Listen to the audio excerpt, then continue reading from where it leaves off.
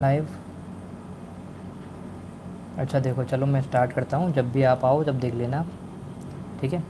तो इस वीडियो में हम लोग बात करने वाले हैं मशीन डिज़ाइन के जो भी इम्पोर्टेंट क्वेश्चंस वगैरह हैं जो कि आपको पढ़कर जाने हैं, और मैं सारे न्यूमेरिकल भी आपको बताऊँगा किस तरीके से कर रहे हैं, ठीक है। तो सबसे पहले अगर मैं बात करूँ तो हम लोग बात करते हैं कि भाई सबसे जो इम्पोर्टेंट क्वेश्चन है वो आपके लिए पहला यही है। देखो, आपके लिए जो पहला इंपॉर्टेंट क्वेश्चन वो यही है, क्लासिफिकेशन ऑफ जनरल बियरिंग, कि भाई जनरल बियरिंग का किस तरीके से हम लोग क्लासिफिकेशन कर सकते हैं। तो सबसे पहला क्लासिफिकेशन हम लोग करते हैं फुल जनरल बियरिंग, ठीक है। अब फुल जनरल बियरिंग में क्या होता है, देखो ये इसकी टाइप है, 3 टाइप का क्लासिफिकेशन होता है। एक तो फुल जनरल बियरिंग, एक पार्शियल जनरल बियरिंग, और जो थर्ड टाइप है हमारे पास वो है फिटेड जनरल बियरिंग। तो देखो, फुल जनरल बियरिंग में होता क्या है, मान लो हमारे पास ये है, हमारे पास क्या बियरिंग, जो बड़ा वाला आउटर वाला सर्किल होता है इसको बोलते हैं हम लोग बियरिंग। जो अंदर वाला जो सर्किल मैंने बनाया है इसको बोलते हैं हम लोग जर्नल, ठीक है। और इसके बीच में क्या होता है, लुब्रिकेंट प्रेजेंट होता है। तो हमने क्या करें, फुल जनरल बियरिंग में क्या होता है दोस्तों, यहाँ पर जो बियरिंग का जो जो बियरिंग होता है दोस्तों, जो बियरिंग होता है जर्नल को पूरी तरीके से कवर करके रखता है। ये पहली बात आपको याद रखनी है। सेकंड, अगर मैं बात करूँ तो इन दोनों के जो एंगल ऑफ कांटेक्ट होता है दोस्तों वो होता है 360 डिग्री का, ठीक है। जितना मैं आपको बता रहा हूँ यूनिट 4 में, बस आप उतना ही पढ़कर जाना, आपके मार्क्स बहुत अच्छे आएंगे, ठीक है। एटलीस्ट पास तो हो ही जाओगे वो अच्छी तरीके से। तो मैंने अभी तक आपको फुल जनरल बियरिंग बताया। फुल जनरल बियरिंग में आपको बस इतना से याद रखना है कि भाई हमारे पास आउटर वाला जो सर्किल होता है उसको बोलते हैं हम लोग बियरिंग, और उस अंदर वाला सर्किल होता है उसको बोलते हैं जर्नल। अगर आपको बियरिंग नहीं पता तो बियरिंग में थोड़ी सी बात आपको बता दूं कि मान लो हमारे पास ये कोई शाफ्ट है, ठीक है। अब ये शाफ्ट हवा में तो लटक नहीं सकती, अगर इसको मैं रोटेट करूँगा शाफ्ट को तो हवा में तो घुमा नहीं सकता, कहीं ना कहीं मुझे फिक्स पॉइंट चाहिए घुमाने के लिए। तो यहाँ पर हम लोग क्या एक बियरिंग लगा देते हैं इस तरीके से, मान लो दोनों तरफ से बियरिंग लगा दी जिसके अंदर छोटी छोटी बॉल्स वगैरह होती हैं, और वो क्या रहती हैं, वो फिक्स रहती हैं, उसकी वजह से जिस शाफ्ट के घूमती रहती है, ठीक है। आपने देखा होगा, इस तरीके से देखा होगा, आपने बियरिंग देखी होंगी इस तरीके से, ये कुछ इस तरीके से बियरिंग देखी होंगी ना। तो ये अंदर वाली क्या हमारी शाफ्ट घूमती घूमती है, और बाहर क्या हमारी बियरिंग है, ये आपने देखा ही होगा, ठीक है। अब हम बात करते हैं पार्शियल जनरल बियरिंग में। तो पार्शियल जनरल बियरिंग में आपको इतना याद रखना है, ये जो आपका बियरिंग, ये जनरल और बियरिंग के बीच में जो कांटेक्ट होता है वो 120 डिग्री का कांटेक्ट होता है, और इसका जो क्लियरेंस एंगल होता है वो इसके अंदर होता है। यानी कि ये जो क्लियरेंस एंगल इसको बोलते हैं हम लोग, कहीं ना कहीं इसके अंदर क्लियरेंस एंगल होता है, ठीक है। इसको हम लोग स्लिप बियरिंग भी बोल देते हैं, इतना आपको याद रखना है। थर्ड, हमने क्लासीफाई किया था जनरल बियरिंग को, एक मिनट रुक जाओ, हमने क्लासीफाई किया था फिटेड जनरल बियरिंग में। अब देखो, फिटेड जनरल बियरिंग में क्या होता है, इन दोनों का भी जो एंगल होता है दोस्तों, एंगल ऑफ कॉन्टैक्ट वो आपका होता है 120 डिग्री, ठीक है। लेकिन यहाँ पर कोई भी क्लियरेंस एंगल नहीं होता, दोनों चुपके रहते हैं, ठीक। और इसमें इसीलिए इसको क्या बोलते हैं हम लोग, इसका जो डाया होता है बियरिंग का वो बराबर होता है डाया ऑफ जनरल के। ये बात हो गई। अब हम सेकंड टॉपिक के बारे में बात करते हैं, हमारे पास है properties of sliding contact bearing, कि भाई स्लाइडिंग कॉन्टैक्ट बियरिंग की प्रॉपर्टीज़ कौन कौन सी होती हैं। देखो 5 लोग हैं अभी लाइव, तो 5 लोग लाइक कर दो, अगर आपको पसंद आ रहा है तो लाइक भी तो करो। लाइक बस एक का ही आया है, अरे करो यार, पूरी यूनिट 4 कराऊँगा, देखो आपको न्यूमेरिकल वगैरह सब कराऊँगा, लाइक करो फटाफट से यार अगर आपको पसंद आ रहा है तो। चलो प्रॉपर्टीज़ के बारे में हम लोग बात करते हैं कि भाई स्लाइडिंग कॉन्टैक्ट बियरिंग की प्रॉपर्टीज़ कौन कौन सी है। तो सबसे पहले प्रॉपर्टीज़ आपको याद रखना है, वो है हमारे पास कंप्रेसिव स्ट्रेंथ, फिर है आपके पास फटीक, फिर है आपके पास ये आपके पास कंप्रोमेबिलिटी, फिर एम्बेडेबिलिटी है ना, बॉन्डेबिलिटी। ये बस नाम है, बस आपको प्रॉपर्टीज़ के नाम याद रखने हैं ताकि आपका काम हो जाए बस, ठीक है। इसके बारे में थोड़ा बहुत लिख सकते हो, जैसे कंप्रेसिव स्ट्रेंथ किस तरीके से होती है ना, फटीक स्ट्रेंथ क्या होती है, तो थोड़ा बहुत आप लोग लिख सकते हो, मे भी आपको आ जाए। नेक्स्ट हम लोग बात करते हैं लुब्रिकेंट। देखो लुब्रिकेशन ज़रूर आएगा आपके एग्ज़ाम के अंदर, जैसा कि आप सभी को पता है जो हमारा लुब्रिकेशन होता है वो क्या काम करता है। देखो मैं एक काम करता हूँ, रोटेट कर लूँ, नहीं ऐसे रहने दो। अगर मैं लुब्रिकेशन की बात करूँ दोस्तों, तो लुब्रिकेशन आप सभी को पता है फ्रिक्शन को क्या करता है, रिड्यूस करता है, ठीक है। और किस किस के बीच में फ्रिक्शन को रिड्यूस करता है, जो आपका रबिंग सरफेस होता है, यानी कि जो घिस घिस के चलता है ना, उसके साथ जो रिलेटिव मोशन में है उसके बीच में लुब्रिकेशन क्या करता है, फ्रिक्शन को कम करता है। यानी कि दो पार्ट हैं उनके बीच में अगर हमें लुब्रिकेशन करना है, दो पार्टों के बीच में अगर हमें लुब्रिकेशन करना है तो एक हमारा रबिंग एक्शन होगा, एक रबिंग सरफेस होगा, और दूसरा हमारे पास क्या होगा, रिलेटिव मोशन उसके साथ साथ जो करेगा, तो वहाँ पर लुब्रिकेशन का काम होता है। अगर मैं ऑब्जेक्टिव की बात करूँ तो भाई लुब्रिकेशन के ऑब्जेक्टिव क्या हैं, तो सबसे पहली बात भाई ये फ्रिक्शन को रिड्यूस करता है और आपके वियर ना हो उससे बचाता है। फिर सेकंड क्या है हमारे पास, ये carry have heat generated due to friction, friction की वजह से दोस्तों जो हीट जनरेट हो जाती है उसको भी अवे करता है, यानी कि दूर करता है। फिर अगर मैं बात करूँ, ये जनरल जो अपना होता है, हाँ न्यूमेरिकल अभी कराऊंगा सौरभ, ये जो जनरल होता है और बियरिंग होता है उन दोनों के बीच में करोजन ना हो उनसे बचाता है। तो ये हो गया अपना लुब्रिकेशन, छोटी मोटी बातें आपको याद रखनी है। फिर अगर मैं बात करूं कि भाई टाइप ऑफ लुब्रिकेशन क्या है, कि लुब्रिकेशन की टाइप कौन कौन सी हैं, तो सबसे पहला लुब्रिकेशन है हमारा लिक्विड लुब्रिकेंट, जिसको हम लोग मिनरल ऑयल और सिंथेटिक ऑयल भी बोलते हैं, और जिसकी कॉस्ट सस्ती होती है और ईजिली हर किसी को मिल जाता है, अवेलेबल रहता है।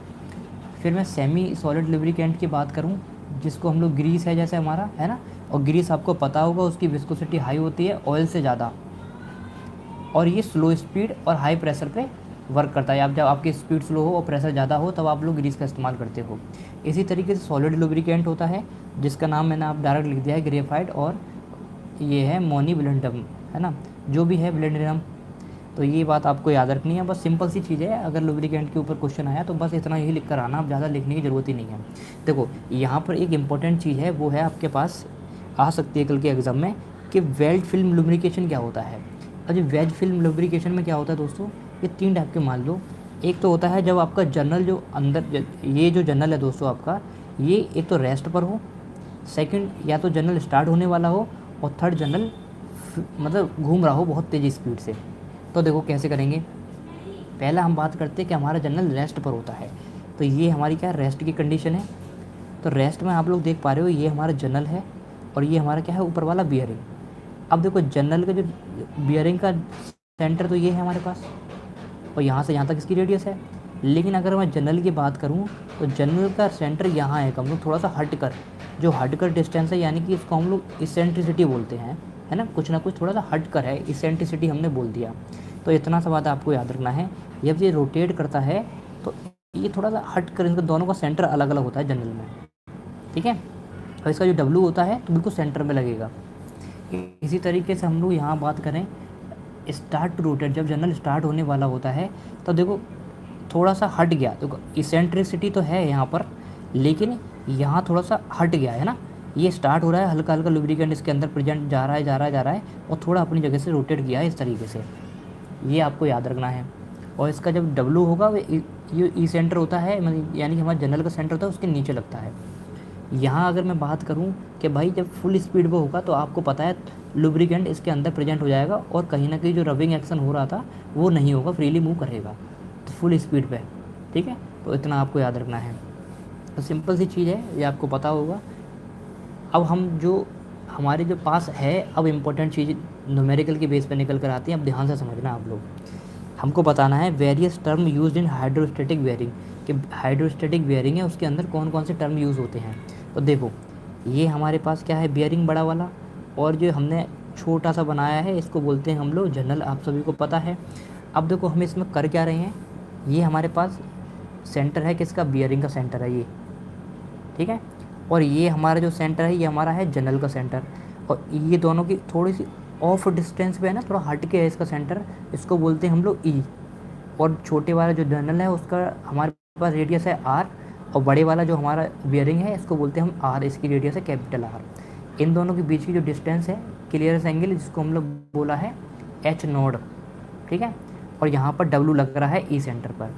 अब देखो अगर मुझे डायमीटर क्वेश्चन में निकालना हो तो डायमीटर क्लियरेंस किस तरीके से निकालेंगे हम लोग, सी बराबर डी माइनस डी, और जो कैपिटल डी है जिस ये बियरिंग का डायमीटर है, स्मॉल डी है जनरल का डायमीटर होता है। इसी तरीके से क्वेश्चन में रेडियल क्लियरेंस निकालने को पूछता है। तो देखो अभी रुक जाओ रहमान, है ना, पहले यूनिट 4 देखो। तो क्लियरेंस, रेडियल क्लियरेंस में क्या होता है, C1 बराबर R माइनस आर, यानी कि capital R minus small r। अब आपको पता है कैपिटल R को हम लोग स्मॉल dy2 भी लिख सकते हैं, और यानी कि ये जो है इसको मैंने d माइनस dy2 लिख दिया, क्योंकि देखो R कहीं ना कहीं डायमीटर का हाफ ही होता है, इसीलिए मैंने 2 कर दिया। और ये d माइनस डी हमारे पास क्या C होता है, इसीलिए मैंने C/2 लिख दिया। तो ये आपको याद रखना है, रेडियल क्लियरेंस अगर क्वेश्चन में पूछा हो तो हम C1 से निकाल देंगे C/2। तो यहाँ से 2C1 बराबर C हो जाता है, यानी कि 2C1 बराबर d माइनस डी, है ना। ये आपको याद रखना है, इस तरीके से हम लोग निकालते हैं। चलो अब हम बात करते हैं और आगे बढ़ेंगे। तो देखो यहाँ पर दे रखा है आपका डायमीट्रल क्लियरेंस रेशियो। डायमीट्रल क्लियरेंस रेशियो में क्या होता है, जो हमारा डायमीट्रल क्लियरेंस होता है और फिर डायमीटर ऑफ द जर्नल, इन दोनों का रेशियो होता है, इसको हम लोग क्या बोलेंगे, C/D, ठीक है, और d माइनस dy/d। हाँ, थ्योरी थोड़ी बहुत आ भी सकती है, देखो थ्योरी आ सकती है, कोई बड़ी बात नहीं है, क्योंकि पास तो सबको होना है। इसेंट्रिसिटी की बात करूँ तो E है, मिनिमम ऑयल फिल्म थिकनेस क्या है हमारी, H0C/4। अगर इसेंट्रिसिटी रेशियो पूछा गया हो तो आप लोग E/C1 से निकाल सकते हो, ये इसेंट्रिसिटी रेशियो का फॉर्मूला हो गया, ठीक है। अब हम बात करते हैं मेन, हमारे पास एक जो टर्म आता है वो होता है बियरिंग करेक्टरिस्टिक्स नंबर, है ना। बियरिंग करेक्टरिस्टिक नंबर क्या होता है, ये होता है Zn/P, आपने देखा भी होगा ये, ठीक है। ये क्या होता है, डायमेंशनलेस नंबर होता है, और ये हेल्प करता है आपको परफॉर्मेंस और प्रिडिक्ट करने में कि बियरिंग की परफॉर्मेंस किस तरीके से होगी उसमें। फिर आता है बियरिंग मॉडुलस, जिसको हम लोग K बोलते हैं, और K की वैल्यू आपको गिवन डेटा बुक, जो आपकी डेटा बुक होती है उसमें दे रखी होगी, और डेटा बुक आपको साथ लेकर ही जानी है, मे बी एग्जाम में ना मिले आपको। अगर नहीं दे रखी है तो आप इससे भी निकाल सकते हो 1/3 Zn/P। और वैसे K की वैल्यू अगर आपको याद है तो बहुत अच्छी बात है, 0.002 याद कर लेना, बहुत अच्छी बात रहेगी। फिर छोटा सा क्वेश्चन है आपके लिए कि हाइड्रोस्टैटिक बियरिंग और हाइड्रोडायनेमिक बियरिंग के डिफरेंस क्या होता है। अगर मैं हाइड्रोस्टैटिक बियरिंग की बात करूं तो दोस्तों ये मतलब higher load carrying capacity, even low speed, कम स्पीड पे भी ज़्यादा लोड सह सकती है, जबकि ये low load capacity carrying capacity होती है। महादेवन रेडी, डाटा बुक में सारे फॉर्मूले नहीं हैं, कोई नहीं, देखते जो भी है। देखो बेसिकली आपको याद रखना कि भाई कुछ क्वेश्चंस जो आप लोग करोगे ना उसके न्यूमेरिक आपको खुद ही वैल्यू याद हो जाएंगी, अगर प्रैक्टिस करोगे तो प्रैक्टिस करनी है बेसिकली आपको, ठीक है। तो यहाँ अगर मैं हाइड्रोस्टैटिक की बात करूँ तो यहाँ पर क्या है, स्टार्ट जब हम लोग करते हैं तब फ्रिक्शन होता है थोड़ा बहुत, लेकिन हाइड्रोडायनेमिक में फ्रिक्शन कम होता है, इसमें थोड़ा फ्रिक्शन ज़्यादा होता है, और इसीलिए इसमें रबिंग एक्शन होता है, ठीक है। और यहाँ पर रबिंग एक्शन ज़्यादा होता है, तुम्हारा रबिंग एक्शन इज मोर, और rubbing action at any operating speed. हाँ सही है। देखो यहाँ इसकी डिज़ाइन होती है, कंस्ट्रक्शन जो होती है हाइड्रोस्टैटिक की आपकी हार्ड होती है, कॉम्प्लिकेटेड होती है, जबकि यहाँ जो हाइड्रोडायनेमिक है इसकी कंस्ट्रक्शन सिंपल होती है, इसीलिए लोअर इनिशियल कॉस्ट होती है इसकी, और इसीलिए इसकी हाई इनिशियल कॉस्ट होती है, क्योंकि कंस्ट्रक्शन इसकी कैसे होती है, कॉम्प्लिकेटेड होती है, और इसीलिए मेंटेनेंस कॉस्ट इसकी, मेंटेनेंस सरल नहीं होता, और जबकि यहाँ पर मेंटेनेंस थोड़ा इजी होता है। तो ये दोस्तों इतनी ही थ्योरी है जो आपको याद रखनी है। बाकी अब हम आते हैं न्यूमेरिकल पार्ट पर। तो देखो गौर से समझो, यहाँ से सबसे पहली चीज़ है हमारे पास इक्वेशन ऑफ हीट जनरेटेड और dissipation for sliding contact bearing. अगर आपके पास स्लाइडिंग कॉन्टैक्ट बियरिंग है और उनमें हम लोग हीट जनरेशन और डिसिपेशन किस तरीके से निकालते हैं वो याद रखना है। तो अगर मैं हीट जनरेशन की बात करूं तो यहाँ ये फॉर्मूला होता है QG बराबर म्यू WB, ये हमारा हीट जनरेशन का, जिसको हीट लॉस, हीट गेन, ये सब बोल देते हैं हम लोग, ठीक है। और W आपको पता ही है, W P/A, P इंटू ए, W बराबर P इंटू ए निकालते हैं, और ये P है हमारे पास प्रेशर है, और A है हमारे पास एरिया है, ये आपको पता है। म्यू की बात करूँ यहाँ पर कोफिशिएंट ऑफ फ्रिक्शन होता है, P है हमारे पास यूनिट प्रेशर, A एरिया है, और V क्या है, रबिंग वेलोसिटी, जिसको हम लोग πdn/60 से निकालते हैं। KME 602, हाँ भाई KME 602 ही है, ये है KME 602, ठीक है। अब देखो हीट डिसिपेटेड की अगर मैं बात करूं तो ये आप किस तरीके से निकालो, क्वेश्चन पूछी जाए तो QD बराबर CA TB माइनस TA। तो यहाँ से जो टी बी होता है वो बियरिंग टेम्परेचर होता है, टी ए होता है एयर का टेम्परेचर होता है। तो और इसका जो रिलेशन होता है दोस्तों यहाँ पर T B minus T A 1/2 T naught minus T A, इससे निकालते हैं हम लोग। ठीक है, टी नॉट एटमॉस्फेरिक या फिर एम्बिएंट टेम्परेचर होता है और टी ए आपका एयर का टेम्परेचर होता है। अभी हम लोग न्यूमेरिकल करेंगे तो उसमें ये वैल्यूज़ आएंगी। ठीक है, और सी की वैल्यू हम लोग जब अनवेंटिलेटेड बियरिंग होगा तब ये लेंगे, और इन दोनों के बीच में कोई सी भी ले सकते हैं, और जब आपका वेंटिलेटेड बियरिंग होगा तो इन दोनों के बीच में से ले सकते हैं। ठीक है, अब छोटी मोटी हम बात कर लेते हैं कि भाई हमारा जो जनरल बियरिंग है उसकी डिज़ाइन किस तरीके से हम लोग करते हैं। तो सबसे पहले बियरिंग जो डायमेंशन है हमारी LYD, जिसको हम गिवन डेटा बुक से ले लेते हैं, जनरली वैल्यू हमको मिल जाती हैं। और फिर हम बियरिंग प्रेशर, आपको मैंने अभी बताया था W बताया था मैंने आपको, P/LD। ठीक है, और जो यहाँ से P निकाल दोगे आप L/LD। ठीक है, सिलेक्शन ऑफ बियरिंग, भाई जो जैसा टेम्परेचर आपको दे रखा हो उसके अकॉर्डिंग आप लोग डेटा बुक से सिलेक्शन कर सकते हो। यहाँ पर समरफील्ड नंबर निकालते हैं हम लोग, समरफील्ड, जिसको Zn/P से डिनोट करते हैं हम लोग। क्लियरेंस रेशियो C/D होता है। कोफिशिएंट ऑफ फ्रिक्शन म्यू, और म्यू हम लोग निकालते हैं 0.326 10⁶ Zn/P C/D + K। ये फॉर्मूला ज़रूर याद रखना है आपको। नेक्स्ट हमने हीट जनरेटेड अभी बात की थी, μWn, ये भी याद रखना है आपको। QD हीट डिसिपेटेड मैंने आपको बताया था, CA TB - TA। ठीक है, फिर लास्ट स्टेप है हमारा थर्मल इक्विलिब्रियम, क्योंकि हम QG और QD को इक्विलिब्रियम में कर देंगे, है ना, इक्वेट कर देंगे। तो ये हमारे 9 स्टेप होते हैं कोई भी हम लोग बियरिंग डिज़ाइन करते हैं उसके लिए। अब हम लोग न्यूमेरिकल पर आते हैं। अब देखो न्यूमेरिकल ध्यान से समझना, और मैं आपको न्यूमेरिकल इतने अच्छे से समझाने की कोशिश करूँगा ताकि आप लोग, मैं देखो कुछ न्यूमेरिकल बताऊँगा आपको और बाकी के न्यूमेरिकल लोग खुद करने की कोशिश करना। ठीक है, एक तरीका मैं आपको बता दूँगा भाई किस तरीके से आपको न्यूमेरिकल करने हैं। अब यहाँ हमारी यूनिट 4 कहाँ गई? हाँ देखो, न्यूमेरिकल करने से पहले एक काम करो, कुछ फार्मूले आप लोग देख लो। जैसे देखो ये फार्मूले हैं, W = PdL मैंने बता चुका है ना, P निकालना हो तो W/DL। कोई बात नहीं, थोड़ा एडजस्टमेंट कर लो। देखो मैं बाहर हूँ फिर भी आप सभी के कमेंट आ रहे हैं ना, इसीलिए मेरी तबीयत भी थोड़ी ख़राब है, तो इसीलिए वीडियो थोड़ी लेट भी आ रही है। मेरे पास बहुत मैसेज आ रहे हैं इंस्टाग्राम पर, तो इसीलिए मैं वीडियो बना रहा हूँ। तो ये कुछ फार्मूले आप लोग देख लो, मैं अभी ऑलरेडी आपको बता चुका हूँ। ठीक है, ये कुछ फार्मूले मैंने आपको दिखाई दिए। और देखो जो अभी हम लोग क्वेश्चन करेंगे ना, उसमें इंपॉर्टेंट फार्मूले ये हैं जो मैंने आप सभी के लिए लिखे भी हैं। ये कुछ फार्मूले ज़्यादा याद रखना, कि जैसे वेलोसिटी आपको निकालनी हो तो πdL/60 से निकाल सकते हो। म्यू 0.326 10⁶ Zn/P dy/c + K, इससे निकाल सकते हो। और जो K होती है इसकी वैल्यू हम लोग ये लेते हैं डेटा बुक से। और H_min/C निकालना हो तो 0.5, इससे निकाल सकते हो। ऐसी ये निकाल सकते हो, ये निकाल सकते हो। ठीक है, ये जो कुछ फार्मूले हैं हीट डिसिपेटेड वगैरह का, ये सब आप लोग कर सकते हो। अब हम डायरेक्ट क्वेश्चन पे चलते हैं। देखो क्वेश्चन पे आ रहा हो, तो हमारे पास सबसे पहला क्वेश्चन क्या है?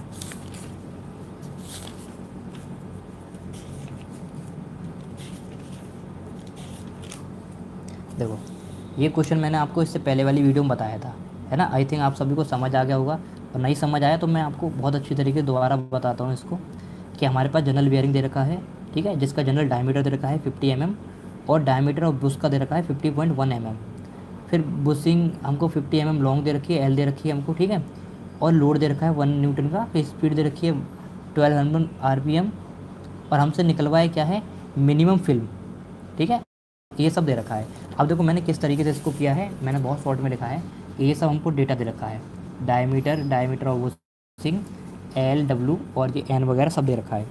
तो देखो हमको क्या पूछा गया कि ऑयल फिल्म थिकनेस क्या होगी और पावर लॉस कैसे होगा। तो देखो सबसे पहले आपको याद रखना है कि भाई ऑयल फिल्म थिकनेस किस तरीके से हम लोग निकालते हैं। तो मैंने इसका फॉर्मूला बताया था, H_min/C1 = 0.5, इससे आप लोग निकाल दोगे। तो यहाँ पर H_min कितना होगा, 0.5 × C।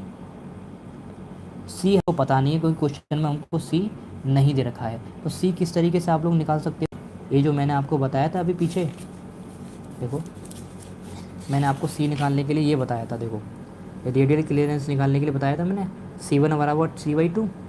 तो यहाँ से आप लोग सी निकाल सकते हो, 2C1 = C, यानी कि 2C1 = D - D तो यहाँ से आपने C1 निकाल दी 0.05, ठीक है, और C1 निकाल दी तो यहाँ पुट कर दी C की वैल्यू, और ये आपका H मिनिमम निकल कर आ गया। सिंपल है। अब सेकंड हमसे क्वेश्चन में पूछा गया कि पावर लॉस बताइए, पावर लॉस किस तरीके से निकालोगे। तो पावर लॉस मैंने अभी आपको बताया था, पावर लॉस या फिर हीट जनरेटेड, है ना, किस तरीके से निकालते हैं हम लोग, म्यू डब्ल्यू वी। तो देखो ना हमको म्यू पता, डब्ल्यू हमको पता है, क्यों, डब्ल्यू हमको 1 न्यूटन दे रखा है, 1 किलो न्यूटन। वी हमको पता नहीं है, तो वी सबसे पहले हम लोग वी निकालते हैं। वी निकालने के लिए मैंने आपको बताया था पाई डी एन अपॉन 60 करते हैं। तो पाई है, डी की वैल्यू हमको दे रखी है, देखो क्वेश्चन में 50 mm, हमने 50 mm लगा दी, और एन की वैल्यू हमको क्वेश्चन में दे रखी है 1200 लगा दिया, और 60 हमने दे लिया, और 1000 का मल्टीप्लाई कर दिया, क्योंकि मीटर पर सेकंड में हमको लाना है। यहाँ से हमने वी की वैल्यू निकाल दी। अब हमको डब्ल्यू दे रखा था, म्यू की वैल्यू निकालनी है। तो म्यू की वैल्यू निकालने के लिए हमारे पास फॉर्मूला था जो मैंने आपको बताया था अभी, 0.326 upon 10⁻6 ZN upon P dy plus के, ठीक है। यहाँ देखो हमको Z की वैल्यू हमारे पास नहीं है, ये गिवन डेटा बुक से लोगे तो मैंने यहाँ पर लिए 0.014, और के की वैल्यू 0.002 लिए मैंने, ठीक है। ये आप सबको मिल जाएगी, वेरी गुड, सौरभ ने लिख भी दी 0.002, वेरी गुड। तो यहाँ पर जो डी है, डी हमको हमारे पास है 50 mm, कोई दिक्कत वाली बात नहीं है। सी हमने अभी निकाल ही लिया था, सी 0.05। अब वही सब वैल्यू हमने जहाँ पुट करी है, देखो 0.326 मैंने लिख दिया, 10⁻6 लिख दिया। जेड एन, तो जेड की वैल्यू हमने ये ले ली थी, एन हमारे पास 1200 है, पी हमको अभी नहीं पता तो हम पी कैलकुलेट करेंगे। फिर डी 50 अपॉन, और सी हमारे पास क्या 0.05, और 0.002 हमारे पास के है। अब पी हमको नहीं पता था तो हमने पी निकाला। तो पी निकालने के लिए मैंने आपको डब्ल्यू बताया था, डब्ल्यू का फॉर्मूला क्या होता है, पावर इनटू एरिया। तो एरिया हम लोग डी एल लेते हैं, तो पी डी एल हो गया, तो यहाँ से पी निकाल लेंगे हम लोग W upon D L, W upon L D, very good, L D या डी एल कुछ भी, ठीक है। तो डब्ल्यू हमारे पास 1000 है, 1 किलो न्यूटन दे रखा था तो हमने उसको न्यूटन में कन्वर्ट कर लिया।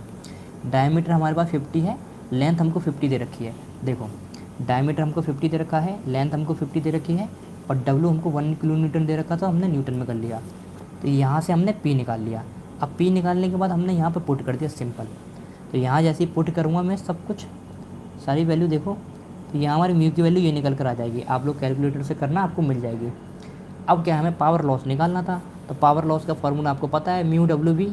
अब आपके पास वी भी निकल कर आ गया, आपने म्यू भी निकाल लिया, और डब्ल्यू तो आपको पता ही है 1 किलो न्यूटन दे रखा है, तो यहाँ से पावर निकल के आ जाएगी आपकी किलो न्यूटन में। तो इतना सिंपल सा फॉर्मूला है, ठीक है। ये तो सिंपल सा क्वेश्चन था जो मैंने आपको पहले बताया था और मैंने दोबारा से बता दिया। अब हम अच्छे क्वेश्चन की तरफ बढ़ते हैं। देखो ये सेकंड क्वेश्चन पढ़ो ध्यान से, हमको क्या दे रखा है, देखो सारे क्वेश्चन होने ऐसे ही हैं, सारे फॉर्मूले मैंने आपको दिखा दिए उस तरीके से ही होने हैं। एक और क्वेश्चन कर लो कि मान लो हमारे पास फुल जनरल बियरिंग दे रखा है ना, जिसकी 50 mm आपको डायमीटर दे रखा है, और 100 mm क्या दे रखा है, लॉन्ग लेंथ दे रखी है, और बियरिंग प्रेशर हमको 1.4 न्यूटन पर mm² दे रखा है। स्पीड ऑफ जनरल हमको 900 RPM स्पीड दे रखी है, और जो हमको रेशियो दे रखा है किसका, general diameter to the diametral clearance, यानी कि DYC हमको दे रखा है 1000, और bearing lubricated with oil absolute viscosity हमको दे रखी है कितनी, 0.011 kg पर मीटर क्यूब पर मीटर सेकेंड, ठीक है। और हमसे पूछा क्या गया कि भैया सबसे पहले बताओ आर्टिफिशियल कूलिंग कितनी होगी, आर्टिफिशियल कूलिंग निकालनी है। और हमको सेकंड पार्ट में पूछा गया the mass of lubricated oil required, कि कितना लुब्रिकेशन ऑयल रिक्वायर्ड होगा। तो देखिए इसको किस तरीके से करेंगे। अगर मैं बात करूं तो ये हमको दे रखा था कि डी हमको दे रखा था, एल दे रखा था, पी दे रखा है, एन दे रखा है, और DYC हमको रेशियो दे रखा है, और हमको जेड दे रखा था।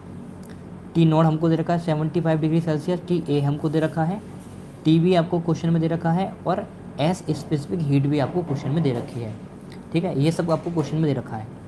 हमको फाइंड क्या करवाया कि भाई हमको बताना है कि आर्टिफिशियल कूलिंग कितनी होगी, और मास ऑफ लुब्रिकेटिंग ऑयल का मास कितना होगा। तो देखो अगर मैं आर्टिफिशियल कूलिंग की बात करूं तो आपको पता है हीट जनरेटेड में से अगर हीट डिस्ट्रीब्यूटेड हम लोग माइनस कर देंगे तो हमारे पास निकल के आ जाएगी कूलिंग, कि भाई जितनी हीट जनरेट हुई थी और जितनी हमने डिसिपेटेड कर दी उसमें तो माइनस कर दो तो हमको कूलिंग मिल जाएगी। तो यहाँ पर आप सभी को पता है अगर मैं हीट जनरेट निकालूंगा तो हीट जनरेटर का फॉर्मूला मैंने आपको बताया था QG बराबर म्यू डब्ल्यू वी, देखो अभी मैंने आपको बताया था हीट जनरेशन, मैंने आपको बताया था Q बराबर म्यू डब्ल्यू बी, तो वही हमको करना है, म्यू डब्ल्यू बी। अब देखो हमको क्वेश्चन में कहीं दे नहीं रखा, ना डब्ल्यू कहीं दे रखा है, ना वी हमको कहीं दे रखा, और ना हमको म्यू, तो इसमें से कुछ भी हमको नहीं दे रखा। तो सबसे पहले हमने वी निकाला, वी वही पाई डी एन अपॉन 60 से हम लोग वी निकाल लेंगे। तो यहाँ पे डी की वैल्यू दे रखी है, एन की वैल्यू हमको दे रखी है 60 है ही, 1000 का मल्टीप्लाई किया, यहाँ से वी निकल कर आ गया आपका। फिर हम लोग डब्ल्यू निकालेंगे, डब्ल्यू पी डी एल से निकाल लेंगे, तो हमने यहाँ डब्ल्यू निकाल दिया। फिर हम लोग म्यू निकालेंगे, म्यू देखो 0.326, इसी से हम लोग म्यू निकालेंगे, म्यू हमने निकाल लिया। म्यू निकालने के बाद हम लोग क्यू जी, यानी कि जो हमारे पास क्यू जी है ये निकाल लेंगे, ठीक है। फिर हमने क्या किया, हीट डिसिपेटेड निकाली। हीट डिसिपेटेड के लिए आपको पता है क्यू डी होता है C A T B minus T A, ठीक है। अब T B minus T A देखो मैंने आपको पीछे बताया था, देखो T B minus T A किस हीट डिसिपेटेड के लिए ये फॉर्मूला था, और T B minus T A 1/2 T naught minus T A निकालते हैं। तो सारे टेम्परेचर हमको दे रखे हैं, इनकी मदद से हमने क्या कर दिया, ये अपना क्यू डी निकाल लिया 2800 वाट, ठीक है। आप लोग आसानी से निकाल लोगे। देखो T B minus T A 1/2, T naught हमको 75 दे रखा था, टी ए हमको 35 दे रखा था, 20 निकाल दिया। अब क्यू जी क्या होता है, सी इंटू ए, सी हमारे पास कितना है 280, ठीक है, हमने मान लिया ये अनवेंटिलेटेड बियरिंग के लिए। और यहाँ पर ए हमको क्या होता है, वही एरिया हमको क्या होता है पी इंटू एल। तो हमारे पास देखो पी 1.4 दे रखा है, डी इंटू एल होता है, देखो 0. इसको हम मीटर में कन्वर्ट कर लेंगे तो 0.05 हो जाएगा। इसी तरीके से हम लोग लेंथ को भी हम लोग कन्वर्ट कर लेंगे, 0.1 हो जाएगी। तो वो हमने यहाँ लगा दी, ठीक है। सी इंटू ए हो गया, और T B minus T A आपको पता ही है ये क्या हो गया 20, ठीक है। तो इन सब का मल्टीप्लाई जब आप करोगे तो क्यू डी निकल कर आ जाएगा।